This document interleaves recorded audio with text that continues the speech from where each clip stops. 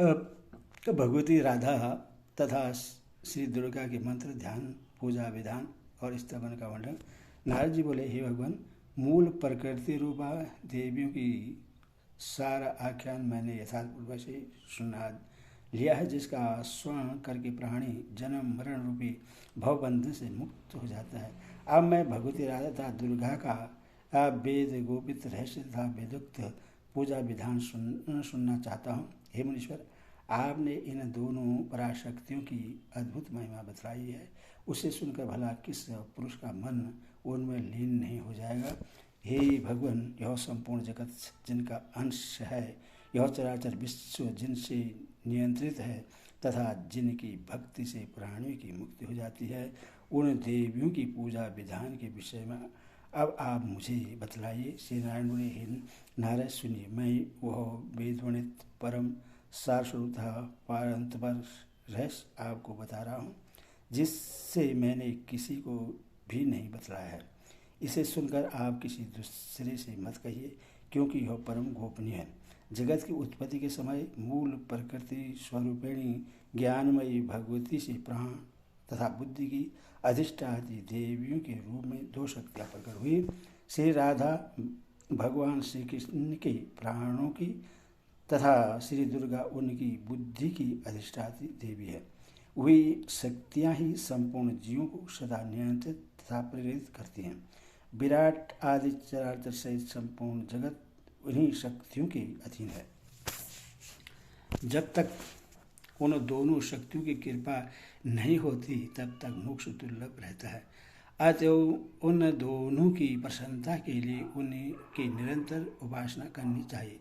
हे नारद, उनमें आप पहले राधिका मंत्र को भक्तिपूर्वक सुनिए, जिस परात्पर मंत्र को ब्रह्मा विष्णु आदि भी सदा जपते रहते हैं। श्री राधा इस शब्द के अंत में चतुर्थी विभक्ति लगाकर उसके आगे अग्नि पत्नी स्वाहा पद जोड़ देने पर श्री राधाय स्वाहा नामक यह षट महामंत्र धर्म अर्थ आदि को प्रकाशित करने वाला है। इसी राधिका मंत्र के आदि में माया बीज हिम से युक्त होकर हीम श्री राधाय स्वाहा यह अवाच चिंतामणि मंत्र कहा गया है। इस मंत्र का महात्मा करोड़ों मुखों तथा ज्याहों के द्वारा भी नहीं कहा जा सकता है। सर्वप्रथम भगवान श्री कृष्ण ने गोलोक में राष्ट्रमंडल में मूल देवी भगवती श्री राधा के उपदेश करने पर भक्तिपूर्वक इस मंत्र को ग्रहण किया था। तत्पश्चात भगवान श्री कृष्ण ने विष्णु को, विष्णु ने विराट ब्रह्मा को, ब्रह्मा ने धर्मदेव को और धर्मदेव ने मुझको इस मंत्र का उपदेश किया। इस प्रकार यह परंपरा चली आई। मैं उस मंत्र का जप करता हूँ, इसी कारण से मैं ऋषि रूप में पूजित हूँ। ब्रह्मा आदि समस्त देवता भी सदा प्रसन्नतापूर्वक उन श्री राधिका का ध्यान करते रहते हैं। राधा की पूजा के बिना श्री कृष्ण की पूजा करने का अधिकार नहीं है। अतः सभी वैष्णवों को राधिका का पूजन अवश्य करना चाहिए। वे भगवती राधिका भगवान श्री कृष्ण की प्राणों की अधिष्ठात्री देवी है, अतः वे विभो उनके अधीन रहते हैं। वे श्री कृष्ण के रास की सदा स्वामिनी है, इसीलिए श्री कृष्ण उन राधिका के बिना नहीं रह सकते। वे प्राणियों के संपूर्ण मनोरथों को पूर्ण करती हैं, इसीलिए वह राधा इस नाम से विख्यात है।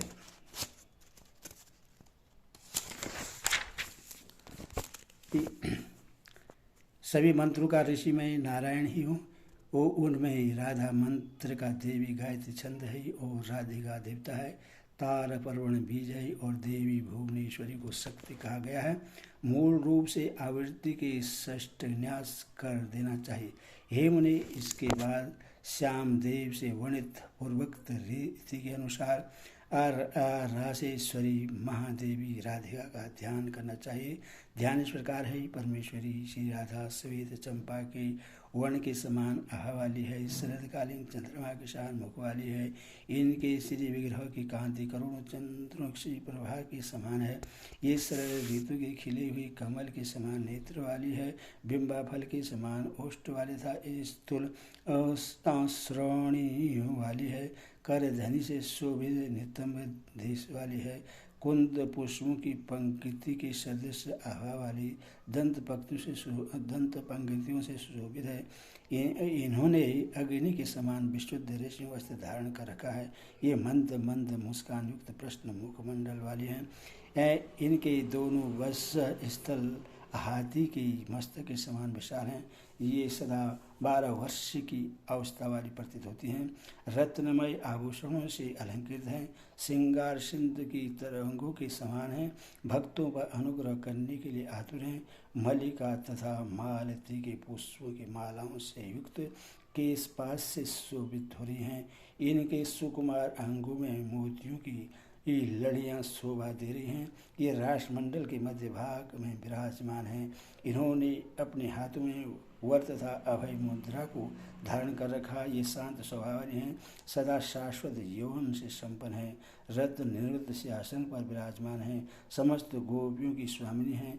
ये भगवान श्री कृष्ण को प्राणों से भी अधिक प्रिय हैं और वेदों में इन परमेश्वरी राधा की महिमा का वर्णन हुआ है।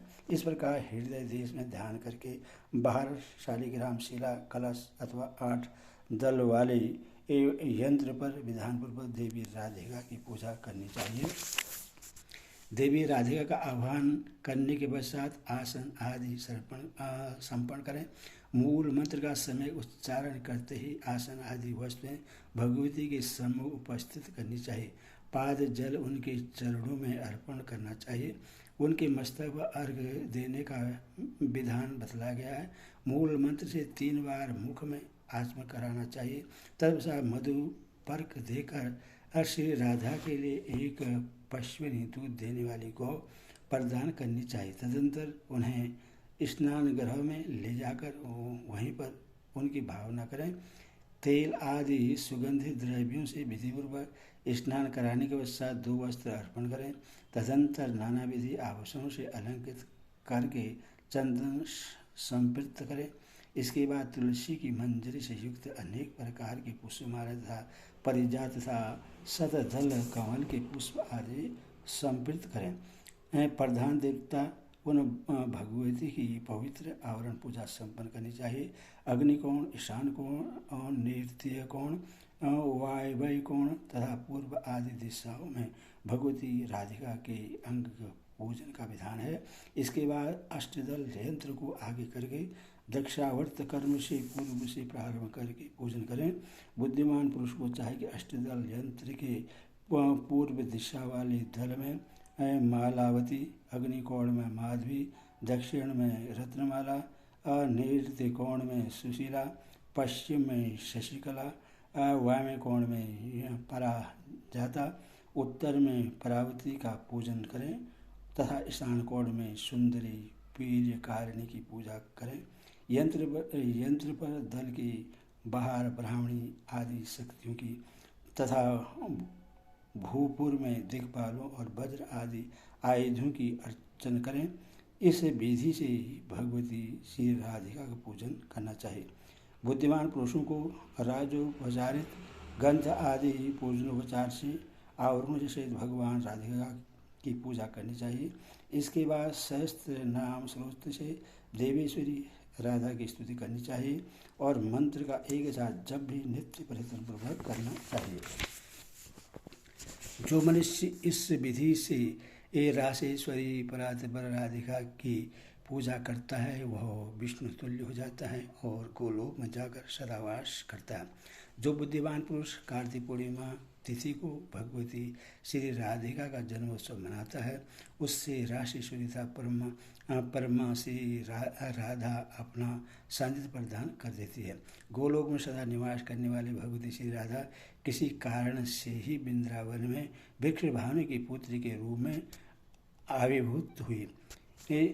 मंत्रों का वर्ण संख्या के अनुसार पुरस्चरण क्रिया बतलाई गई है। इनमें जपे गए मंत्र के दशांग से हवन करना चाहिए। भक्ति भावपूर्वक दुग्ध मधु और घृत इन 3 मधुर पदार्थों से मिश्रित तेलों से आहुति प्रदान करनी चाहिए। नारद जी बोले, हे मुनि, अब आप यह स्त्रोत्र बतलाइए जिससे भगवती श्री राधिका भली भांति प्रसन्न हो जाती है। श्री नारायण बोले, श्रोत इस प्रकार है। राष्ट्रमंडल में निवास करने वाले हे परमेश्वरी, आपको नमस्कार है। कृष्ण को प्राणों से भी अधिक प्रिय हे राशेश्वरी, आपको नमस्कार है। ब्रह्मा विष्णु आदि देवताओं के द्वारा बंधित चरण कमल वाली हे त्रिलोकी जननी, आपको नमस्कार है। हे करुणाणवे, हे आप मुझ पर प्रश्न हुई। हे सरस्वती रूपे, आपको नमस्कार है। हे सावित्री, हे शंकरी, हे गंगा पदावती रूपे, हे सृष्टि, हे मंगल चंडी के, आपको नमस्कार है। हे तुलसी रूपे, आपको नमस्कार है। हे लक्ष्मी रूपेण, आपको नमस्कार है। हे दुर्ग, हे भगवती, आपको नमस्कार है। हे सर्वरूपिणी, आपको नमस्कार है। हे अम्ब मूल प्रकृति रूपिणी तथा करुणा सिंधु, आप भगवती को हम उपासना करते हैं। संसार सागर से हमारा उद्धार कीजिए, दया कीजिए। जो मनुष्य तीनों काल प्रातः मध्यम सायं में श्री राधिका का स्मरण करते हुए इस स्तोत्र का पाठ करता है, उसके लिए कोई वस्तु कभी भी दुर्लभ नहीं रहती और वह देह त्याग कर अनंतर गोलोक में राष्ट्रमंडल निरंतर निवास करता है। हे मुनि, ये इस परम रहस्य को किसी के समक्ष प्रकाशित नहीं करना चाहिए। हे विप्रवर, अब आप उन भगवती दुर्गा का पूजा विधान सुनिए, जिनके स्मरण मात्र से घोर विपत्तियाँ भाग जाती हैं। जो इन भगवती ये दुर्गा की उपासना नहीं करता है, वैसा कोई मनुष्य कहीं नहीं है। ये भगवती सबकी उपास्या, सभी प्राणियों की जननी तथा अत्यंत अद्भुत सेवी शक्ति है। ये समस्त प्राणियों की बुद्धि की अधिष्ठात्री देवी तथा अंतर्यामी स्वरूपिणी है। ये घोर संकट से रक्षा करती है अथवा जगत में दुर्गा नाम से विख्यात है। सभी वैष्णव तथा शिवों की ये सदा उपास्य है, मूल प्रकृतिरूपिणी है और जगत का सर्जन पालन संहार करने वाली है। हे नारद, अब मैं उन भगवती दुर्गा के उत्तमोत्तम नवाक्षर मंत्र का वर्णन करूँगा। सरस्वती बीज एम, भुवनेश्वरी बीज हीम तथा काम बीज कलिम, इन तीनों का आदिम कर्म से प्रयोग करके बाद चामुंडाई इस पद को लगाने के अंतर बीचे इन दो अक्षरों को जोड़ देने पर बना हुआ एम करीम चामुंडाई बीचे यह नवाक्षर मंत्र कहा गया है, जो जब करने वाले मनुष्यों के लिए कल वृक्ष के समान है। ब्रह्मा विष्णु शिव इस मंत्र के ऋषि कहे गए हैं।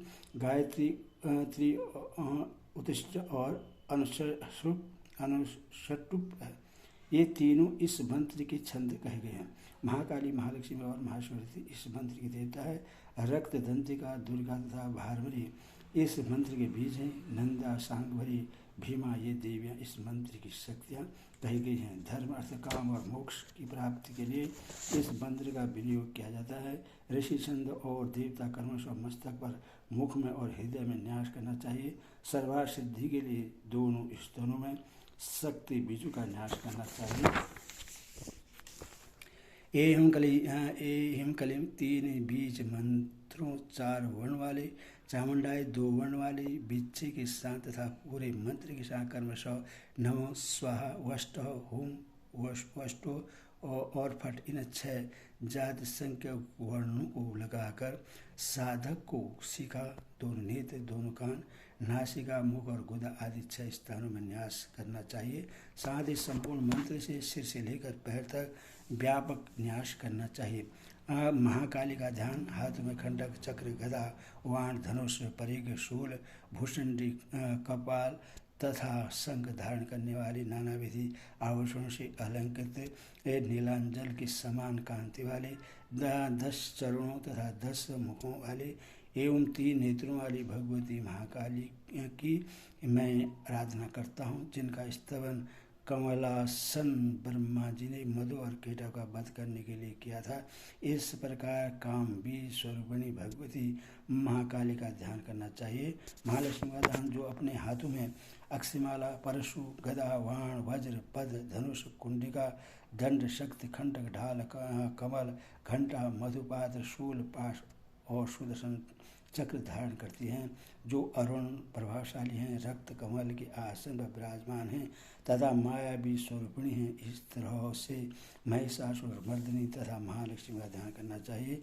महासरस्वती का ध्यान, जो अपने कर कमलों में घंटा, शूल, हल, शंख, मुसल सुदर्शन चक्र, धनुष तथा बाण धारण करती है। कुंद के समान मनोहर कांति वाली है। शुंभ आदि दैत्यों का सार करने वाली है। सचलन विग्रह से संपन्न है तथा वह वाणी बीज स्वरूपिणी है। उन भगवती महाशक्ति का ध्यान करना चाहिए। हे प्रयाग, अब इन भगवती के यंत्र के विषय में सुनिए। 3 अस्त्रों वाला तथा 6 कोणों से युक्त यंत्र होना चाहिए। उसके चारों ओर अष्टदल कमल हो और कमल में 24 पंखुड़ियाँ विद्यमान हो। वह यंत्र भृगु से संपन्न हो। इस प्रकार के यंत्र के विषय में चिंतन करना चाहिए। एकाग्रित होकर शालिग्राम, कलश, यंत्र, प्रतिमा, वाणलिंग अथवा सूर्य में भगवती की भावना करके उनका यजन करना चाहिए। जया आदि शक्ति से संपन्न पीठ पर देवी की विधिवत पूजा करें। यंत्र के पूर्ण कोण में सरस्वती सहित ब्रह्मा की पूजा करें। नृत्य कोण में लक्ष्मी सहित विष्णु की पूजा करें तथा वामय कोण में पार्वती सहित भगवान शिव की पूजा करें। देवी के उत्तर में सिंह की तथा बाईं ओर महिषासुर की पूजा करनी चाहिए।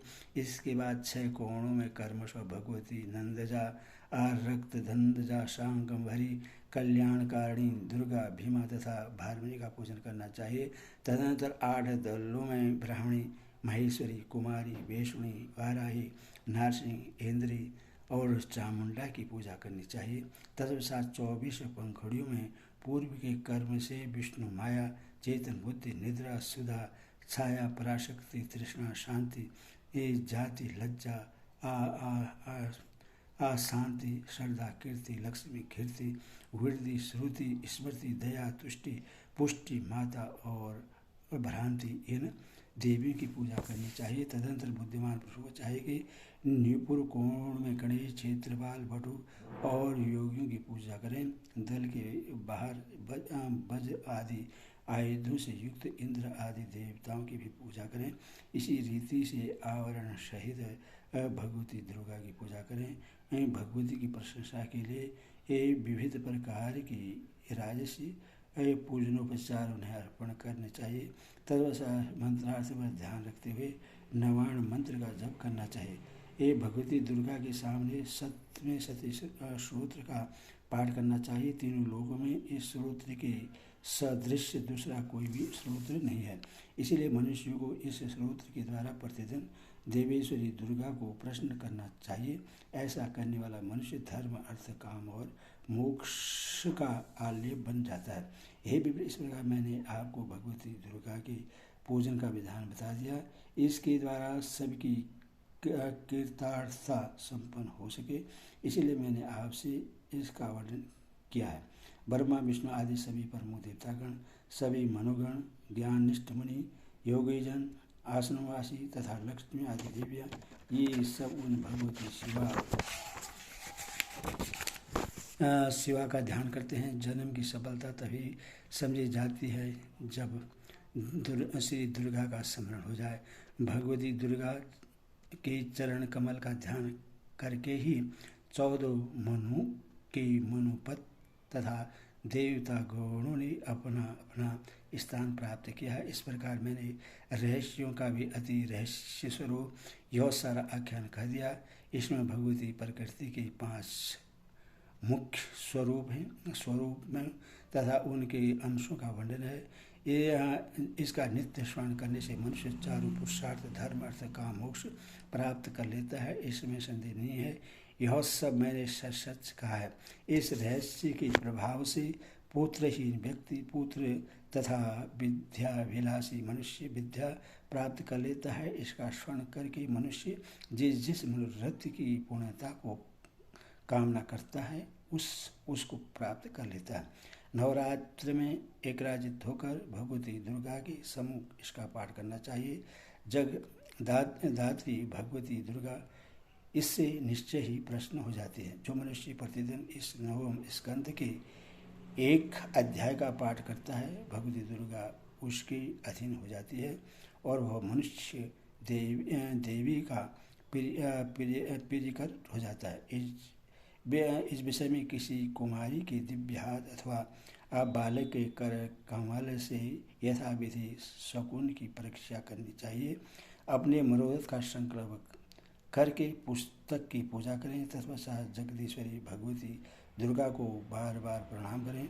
भली बात स्नान की हुई कन्या को वहाँ विराजमान करके देवी के रूप में उसकी विधिपूर्वक पूजा करने के अनंतर स्वर्ण निर्मित शाला का उस कन्या से स्कंद के मध्य में रखना चाहिए। शाला का रखने पर शुभ अथवा अशुभ जो भी प्रसंग आता है वैसा ही फल होता है, अथवा उदासीन प्रसंग आने पर कार्य भी उदासीन ही होता है। यह निश्चय। हरिओम। ओ दुर्गे माता की जय।